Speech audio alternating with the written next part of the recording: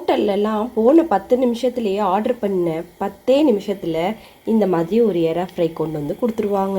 நம்ம 10 நிமிஷத்தில் அதே மாதிரி எப்படி செய்யலான்னு பார்க்கலாமா? வாங்க வீடியோக்குள்ளே போகலாம்.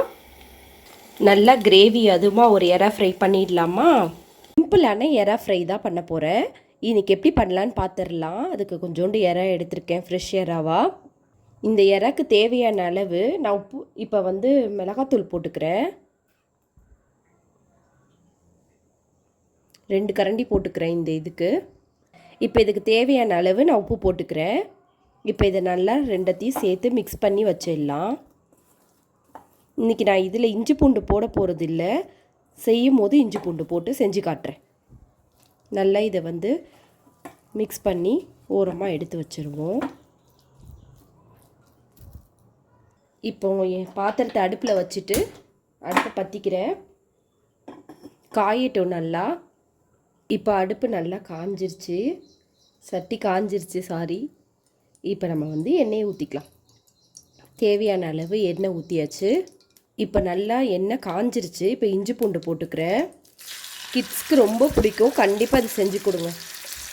இப்போ இஞ்சி பூண்டை எல்லா இடத்துலையும் ஸ்ப்ரெட் பண்ணிடலாம்.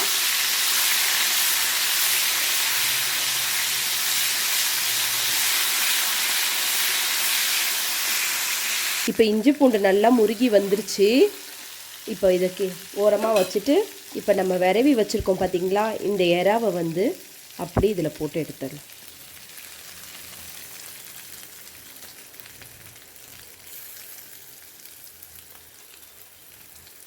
நல்லா முருவலாக டேஸ்ட்டாக இருக்கும். ஒரு தடவை உங்களுடைய கிட்ஸ்க்கு செஞ்சு கொடுத்து பாருங்கள், ரொம்ப பிடிக்கும் அவங்களுக்கு.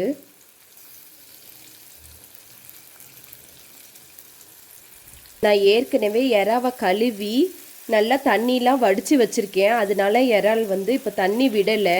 இல்லைன்னா நம்ம வணக்க தண்ணி விட்டுட்டே இருக்கும். முதல்ல தண்ணியை வந்து வடித்து வச்சிடணும். நல்லா கழுவி ஃபில்டர்லேயே வச்சிடணும். அப்போ தான் தண்ணி விடாது, ஈஸியாக இருக்கும் செய்கிறதுக்கு. அதனால நான் அப்படி பண்ணி வச்சுருக்கேன். இப்போ பாருங்கள், ஒரு சொட்டு தண்ணி கூட இதில் விடலை. வெறும் எண்ணெயிலேயே தான் இது வதங்கணும்.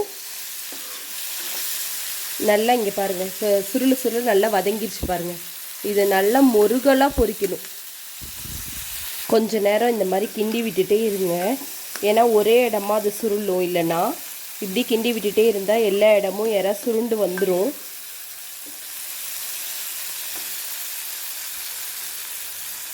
இது இப்போ நல்லா அரைவாசி நல்லா வெந்துருச்சு. இங்கே பாருங்கள், தண்ணி மட்டும் விடலை.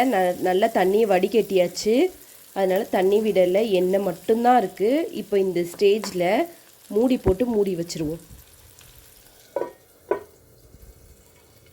நான் எதுக்கு இஞ்சி பூண்டை வந்து எண்ணெயில் போட்டுட்டு ஃப்ரை பண்ணணும்னு சொன்னேன்னா, நல்ல கிரேவி மாதிரி வரும். அதனால தான் அப்படி சொன்னேன். இப்போ நான் ஓப்பன் பண்ணி காட்டுறேன் பாருங்கள். நல்ல கிரேவி பதத்தில் வந்திருக்கும். மொறுமொறுப்பாகவும் இருக்கும், அதே சமயத்தில் நல்ல கிரேவி மாதிரியும் நம்மளுக்கு கிடைக்கும். சாப்பாட்டில் போட்டே சாப்பிட்றலாம். அதனால தான் நான் எண்ணெயில் போட சொன்னேன். அதுலேயே போட்டு பொரிச்சா வந்து அந்த கிரேவி கிடைக்காது. இது நல்லாயிருக்கும், டேஸ்ட்டாக இருக்கும். இன்னும் கொஞ்சம் நேரம் வேகட்டும். வாங்க இப்போ ஓப்பன் பண்ணி பார்த்துடலாம் எப்படி வெந்திருக்குன்ட்டு. இங்கே பாருங்கள், இந்த ஸ்டேஜ் ஓகே, நல்லா வெந்து வந்துருச்சு. இப்போ இதை நல்லா ஒரு கிளறி விட்டுட்டு இங்கே பாருங்கள், நல்லா மசாலா உப்பு எல்லாம் சூப்பராக பிடிச்சி நல்லா இருக்குது. நல்லா வெந்துருச்சு எறாவும். இல்லைன்னா ரொம்ப ஹார்டாகிடும். இந்த ஸ்டேஜ் ஓகே தான்.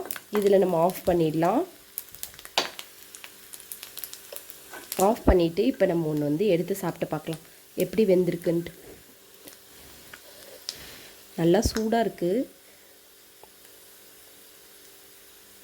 டேஸ்டான எறா ரெடி. இப்போ சாப்பிட்டு பார்க்கலாம். இங்கே பிச்சு காட்டுற பாருங்கள், நல்லா வெந்திருக்கும். உள்ளெல்லாம் நல்லா வெந்திருக்கும். நல்லா மாவு மாதிரி மெதுன்னு இருக்குது. இதே மாதிரி நீங்களும் உங்கள் குட்டீஸ்க்கு செஞ்சு கொடுத்து அசத்துங்க. பாய் பாய்.